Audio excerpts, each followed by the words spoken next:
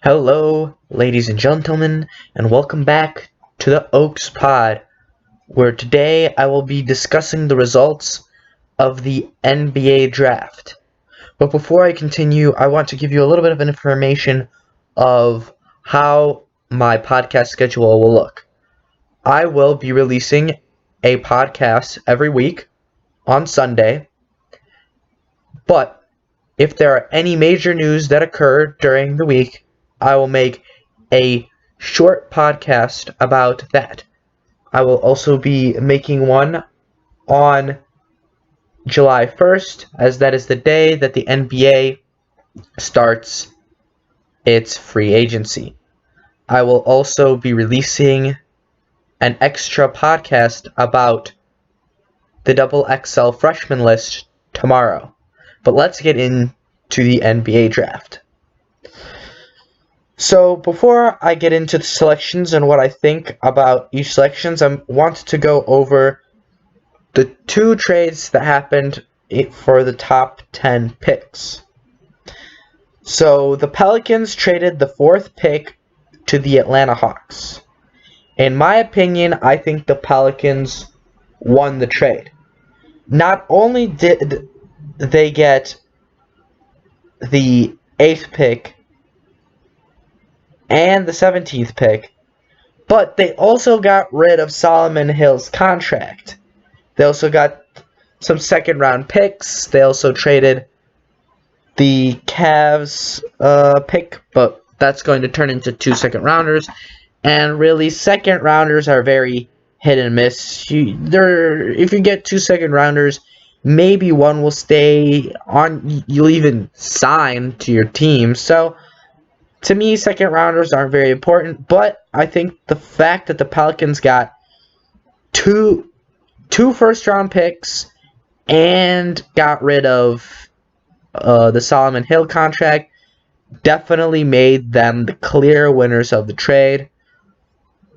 I also think that this draft class, the guys from 4 to 17 are about as equal, so they got 2 players for the price of 1. I don't think that whoever they would have taken in the 4th pick is any better than someone who could have been taken with the 17th pick. So I think the Pelicans definitely won the trade. The Suns also traded their pick, which I was very surprised by, since they were in desperate need of a point guard, but they traded their pick for the 11th and Dario Saric. I think that the trade was not a bad trade. I mean, Dario Saric is definitely a really good player, and a guy of his skill level would have probably gone 4th overall in the draft. So I really think that that the Suns did a really good job with the trade, but they epically failed with who they drafted. So now let's go into the actual draft selections. So the first 3 were very obvious. The 4th pick in DeAndre Hunter was not a surprise, as he was a top 10 prospect, and it was already rumored that the Hawks were going to trade up for him. So that wasn't very surprising. What did surprise me was that the Cleveland Cavaliers took Darius Garland. As soon as I saw that the Hawks had traded up for the 4th pick, I was almost certain that the Suns, at the time, the Suns trade hadn't happened. So I was thinking, wow, the Suns just lucked into Darius Garland, because obviously the Hawks have their point guard as they drafted Young last year, and the Cavs have their point guard as they drafted Sexton last year. And apparently the Cavs GM is just, he's dumb. They've tried this in the past where they have 2 ball-dominant guys when they drafted Kyrie Irving and Dion Waiters. It didn't work then. It's not going to work now. two ball-dominant point guards, and both of these players are point guards, will never work. Two ball-dominant guards will not work. Even if one of them is a shooting guard, it doesn't work, and the league has shown you that it doesn't work. Look at the Houston Rockets. The Chris Paul and Harden are just not working. Sure, they're so skilled that they'll still make the playoffs, but Darius Garland and Colin Sexton are not anywhere near the level of James Harden and Chris Paul. They definitely could have gotten some assets for Darius Garland, as there was rumors that many teams wanted to trade up to draft him. So I think the Cavs made a terrible decision in drafting Darius Garland. The Timberwolves, I think drafting Jarrett Culver made sense. They were obviously not sold on Kobe White. They assumed, just like I did, that since the Hawks and the Cavs had a point guard, that Darius Garland would fall to them. So the trade makes sense. So they picked the guy who they thought was the best, and now they thought it was Jarrett Culver. Another guy who a lot of analysts predicted could be a top 5 pick in this draft. So that was not very surprising. Now, I'll go a little bit into more detail with the Bulls pick, as I'm a Bulls fan, and I'm just know a little bit more about the Bulls. So I'm gonna go into this pick. So if I were the Bulls, I would have drafted Cam Reddish. I mean, Cam Reddish has the most potential of anybody left, and he could have, actually become a very useful part in this team. I'm disappointed that they didn't do that. I'm not, super upset. I'm glad that they took Kobe White instead of anyone else.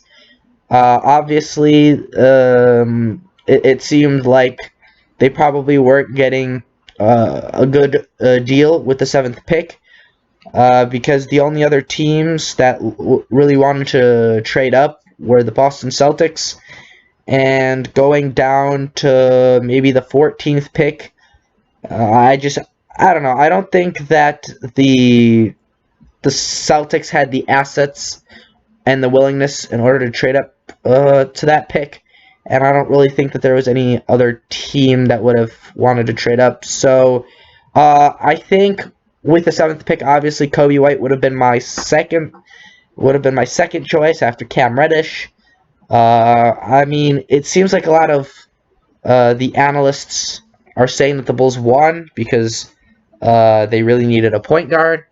But in my opinion, Kobe White really belongs as a 2.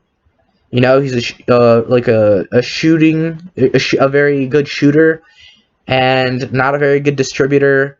His handles are good, but he's built more as a 2 because he can't really. He's not a very good facilitator. He doesn't.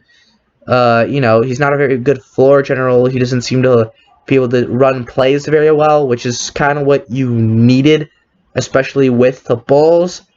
But obviously, Kobe White is definitely a great player. In my opinion, Kobe White is a Lou Williams type player. So even if we draft a point guard next year, I think Kobe White would be a great 6th man and would be a 6th man of the year candidate. So I don't think it was a bad pick, but I definitely would have chosen someone else in that position. With the 8th pick, the Pelicans drafted Jackson Hayes. That really made sense. They really had every other position kind of locked down, so they really needed a rim-protecting center to allow for Zion Williamson to be more of the kind of roaming defender, something like Draymond Green or Kawhi Leonard. He's gonna be put in that role, and that's gonna really help him out, and that's gonna really make this Pelicans team, a lot better than they would have been if they hadn't drafted a center, because it seemed like they were gonna run Julius Randle at the 5, and that could work, but I think that Zion and Julius Randle play very similarly, and having both of them out at the same time for long stretches of time probably isn't the best idea. It also kind of limits Zion's growth since, they're both, again, they play the same style. So, it would make sense to kind of, if they were to re-sign Julius Randle, to have him coming off the bench and kind of, not play that much alongside Zion. But, I think the Pelicans definitely made a good pick with Jackson Hayes. Now, with the 9th pick, the Wizards took Rui Hachimura. That was a very interesting pick because he's not even the best player from his own team to get drafted, but he got drafted before him. Hachimura is a good player. I think the Wizards definitely could have gotten him a lot lower. They probably could have gotten him outside of the lottery. So, I don't know. I don't really know why they would do that. I would have, again, rather taken Cam Reddish. Instead, I would have rather taken Doumbouya as well. But obviously, that's who they selected. And I think, I don't really think that was a good pick. I think it was a reach. Wasn't too big of a reach. So I think the Wizards did an okay job. Now with the 10th pick, the Hawks selected Cam Reddish. I think the Hawks were one of the biggest winners in this draft. Even though they got fleeced, I would say they lost the trade. I don't really think it mattered that much because they got probably in my opinion, the best prospect outside of the top 3, and they got Hunter, who I think that they assume, is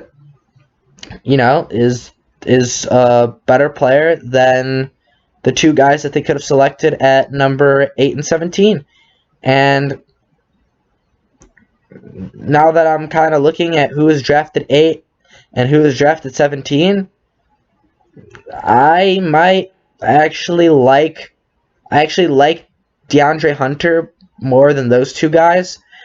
And obviously, I think that they shouldn't have had to take on Solomon Hill's contract.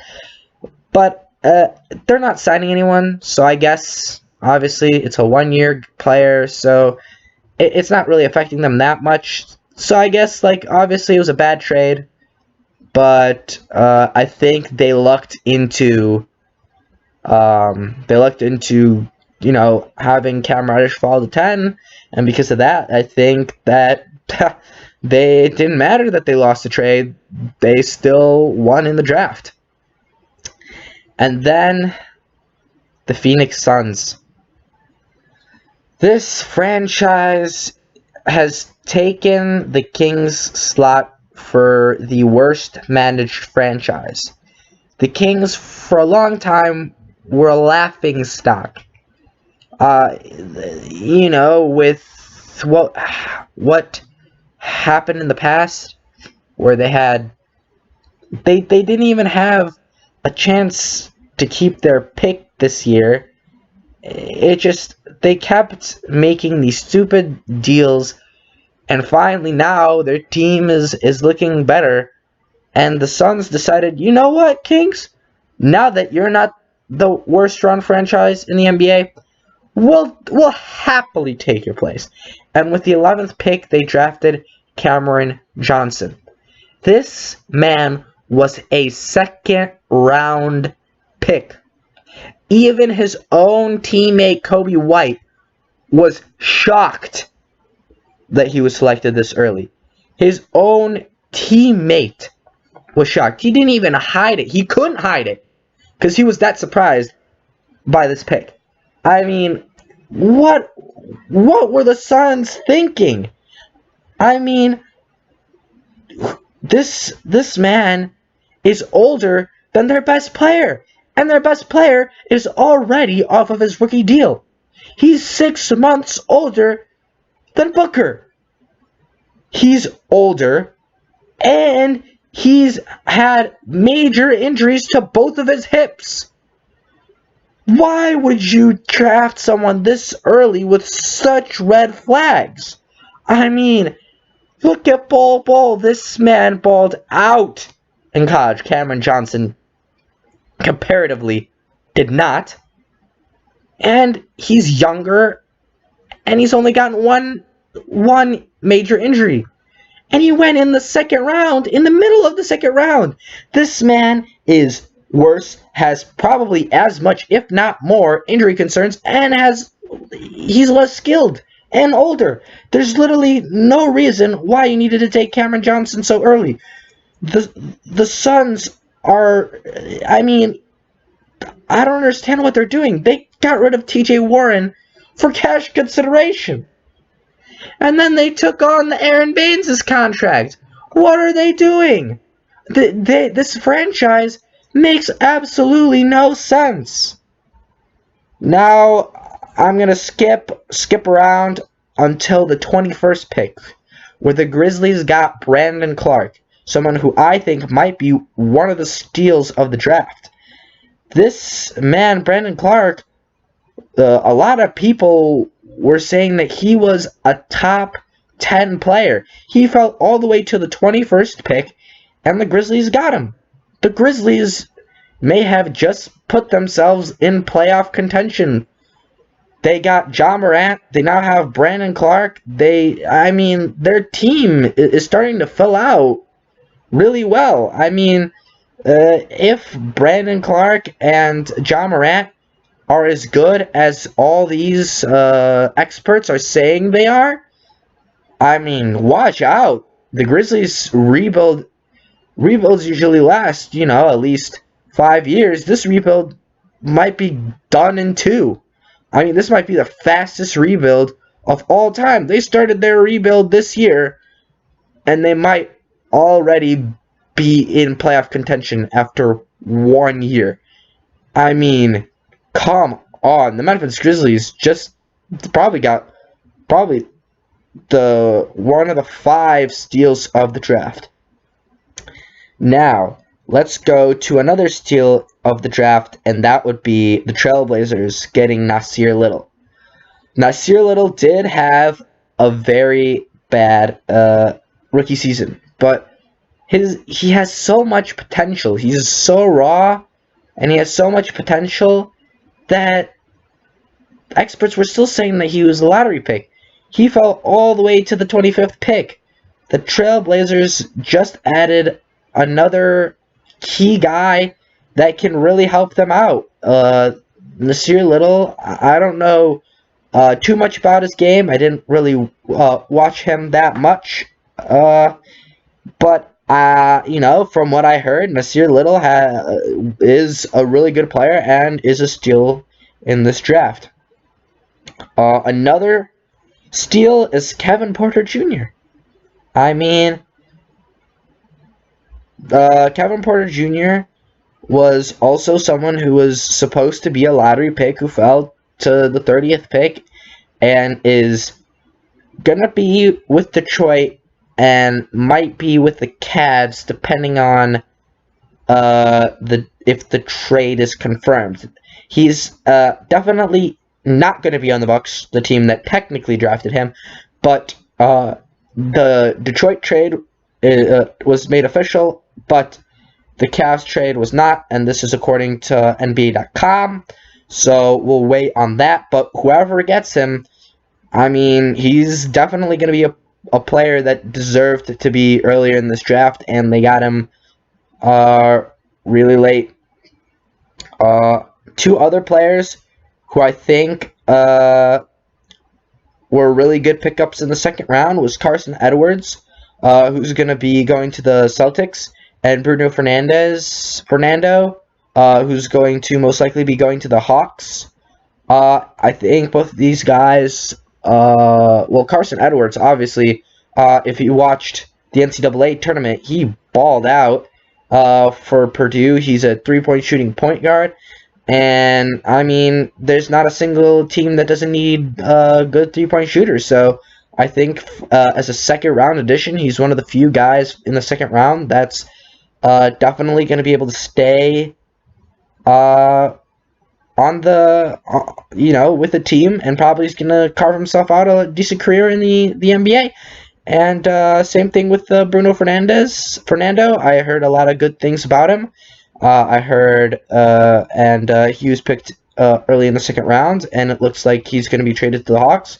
So it looks like the Hawks might also have sped up their rebuild.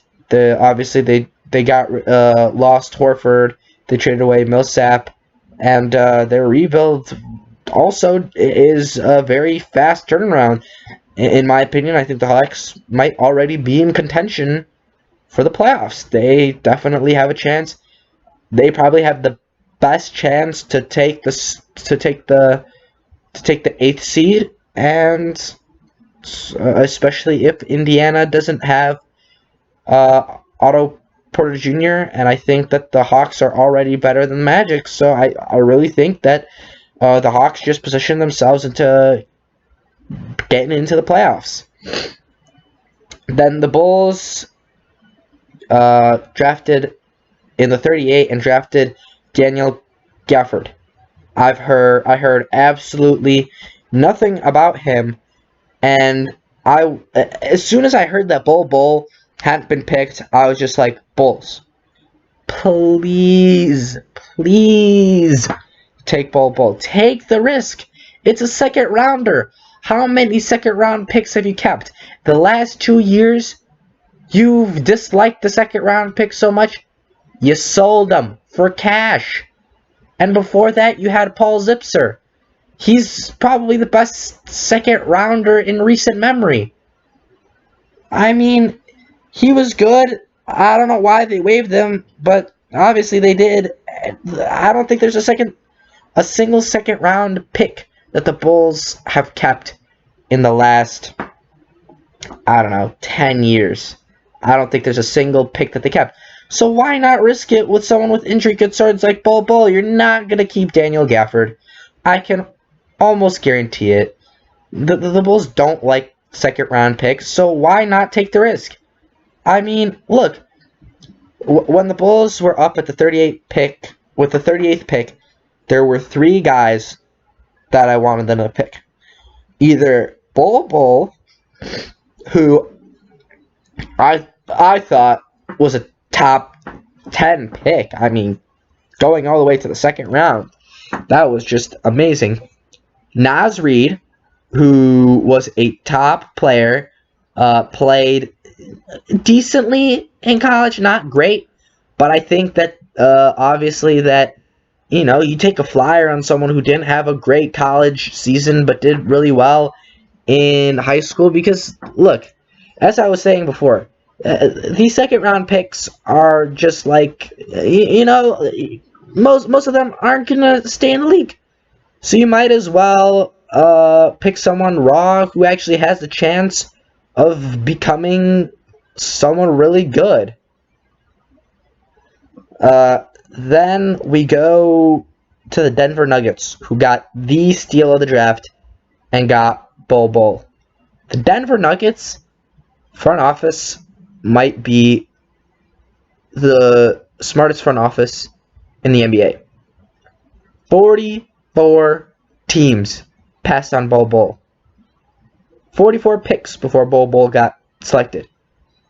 And that's just absurd. Bol, in my opinion, could potentially be a Hall of Famer. You passed on the chance of drafting a Hall of Famer. Think about it. He's 7'2", but could potentially grow even taller. He can shoot threes. He can handle the ball. He can, obviously, because of his height, he could be a rim protector. I mean, there's nothing not to like with Bol. Obviously, he has that injury concern, but that's the only concern that you have. In the second round, it's like you risk it. There's no reason why not to. there's just, I mean, there's a lot of drafts where there's not a single second round pick that actually stays in the league. Like 90% of second round picks are gone. They're not in the league. They don't really do much. They might be bench warmers, but that's about it. So why not take a risk for a guy that could be, in my opinion, a Hall of Famer? Now, there are two more players who I think were steals in this draft. And that would be Kyle Guy and Jalen Hands. Now, most of you guys are probably familiar with Kyle Guy, but not super familiar with Jalen Hands. So I'll go over Kyle Guy and why I think that he was a steal, and then I'll go into Jalen Hands afterwards, and that will conclude this NBA draft reaction. So Kyle Guy was the player of the tournament, I believe, for the NCAA tournament. This man is a microwave. This man is a great three-point shooter, and when he's hot, he's hot. I mean, with the 55th pick, I mean, the Kings obviously traded for this. It was originally to the Knicks, and now it seems as though the Kings will be acquiring his talents. He's a three-point shooter, and let's face it, that's what this team needs. All teams need a sniper. That's something that that's what you get with a guy like JJ Redick. That's what you get. Even if Kyle Guy turns into JJ Redick type, that's great. I mean, look. A lot of teams need somebody who can help space the floor. If Kyle Guy, I'm not super familiar with how well he plays on the defensive end. As long as he's not a liability on the defensive end, he's perfect for any team. He helps space the floor. You gotta stay honest with him because he's a good shooter, and that's all you need. He's a guy that if you throw him the ball, even if he's slightly contested and he shoots three, he'll probably make it. If he's not a liability on defense, if he's just an average defender, even if he's just slightly below average defender, he would be a perfect sixth man or a guy off the bench. He'd be a perfect guy for any championship contender to have coming off the bench. I think that he will be a guy who plays like Landry Shamet, and obviously Landry Shamet was a key reason why the Clippers were able to take the Warriors to 6 games. I mean, every team really needs a guy like that, and him going almost undrafted is really good for that team. Now, Jalen Hands is a guy who many people are not really familiar with. He's a UCLA point guard. And I just heard a lot of good things from a lot of ex-professional scouts who now work for ESPN, Bleacher Report, and all these other great organizations, and they were praising Jalen Hands and the fact that he's a guy who would be a great fit for any team. He'd be a great second unit floor general, and the fact that the Brooklyn Nets were able to snag him at the 56th pick is obviously a steal because they're think from the guy who